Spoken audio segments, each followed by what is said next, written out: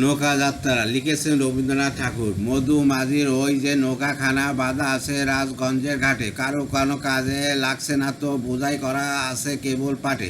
আমায় যদি দেয় তারা নৌকাটি, আমি তবে 100টা দাঁড় আটি। পাল তুলে দিই 4টে 5টা 6টা, বিতে ঘুরে বেড়াই নাকো হাটে। আমি কেবল যাই একটি বাস হাত সমুদ্রে তোরা নদীর পার। তখন তুমি কেঁদো না মা, যেন বসে বসে একলা ঘরের কোণে। আমি তো মা যাচ্ছি নৌকো চলে, রামের মতো 14 বছর বনে আমি যাব রাজপুত্র হয়ে। নৌকো ভরা সোনামানিক বয়ে আসুকে আর শ্যামকে নেব সাথে। আমরা শুধু যাব মা 3জনে, আমি কেবল যাব একটি বাস আর সমুদ্র 13 নদী পার। ভোরের বেলা দেব নৌকো ছেড়ে, দেখতে দেখতে কোথায় যাব ভেসে। দুপুরবেলা তুমি পুকুর ঘাটে, আমরা তখন নতুন রাজার দেশে। পেরিয়ে যাব তীরপুণ্যের ঘাট, পেরিয়ে যাব তেপান্তের মাঠ। ফিরে আসতে সন্ধে হয়ে যাবে, গল্প বলবো তোমার কোলে এসে। আমি কেবল যাব একটি বাস আর সমুদ্র 13 নদীর পার। শিশু কাব্যগ্রন্থ। ধন্যবাদ।